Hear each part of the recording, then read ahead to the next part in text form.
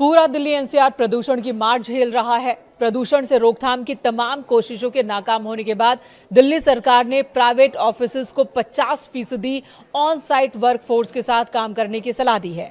यानी कि 50% कर्मचारियों को वर्क फ्रॉम होम की सलाह दी गई है।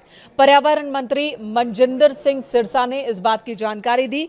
उन्होंने कहा कि ग्रेप 3 के तहत ही दिल्ली सरकार प्रदूषण नियंत्रण उपायों को सक्रिय रूप से लागू कर रही है।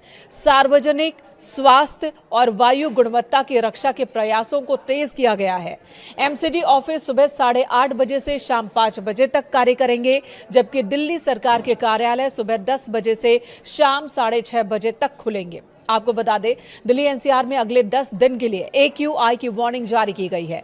केंद्रीय पृथ्वी विज्ञान मंत्रालय के तहत आने वाली फोरकास्टिंग बॉडी ने कहा कि अगले 10 दिनों तक एयर क्वालिटी बहुत खराब कैटेगरी में ही रहने वाली है, इसमें कोई सुधार नहीं होने वाला।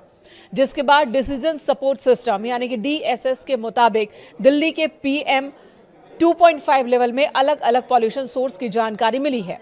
दिल्ली की जहरीली हवा में ट्रांसपोर्ट सेक्टर का सबसे बड़ा योगदान सामने आया है। लगभग 15% प्रदूषण की वजह ट्रांसपोर्ट ही है और ऐसे में वर्क फ्रॉम होम नियम से सड़कों पर गाड़ियों की संख्या कम होगी और प्रदूषण में कमी की उम्मीद है।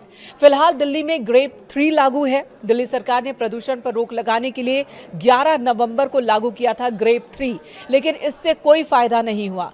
AQI स्तर में कोई सुधार देखने को नहीं मिला, जिसके बाद अलग अलग स्टेशन की बात करें तो AQI 400 के पार ही दर्ज किया गया है और यही वजह है कि ग्रेप 3 को और ज्यादा सख्त किया जा रहा है। फिलहाल ग्रेप 4 लागू नहीं है, लेकिन सरकार इसके नियमों को ग्रेप 3 के तहत ही लागू कर रही है और इन्हीं में से एक फैसला है दफ्तरों में लोगों की संख्या कम करना, यानी कि 50% कर्मचारियों के साथ काम करने का यह फैसला।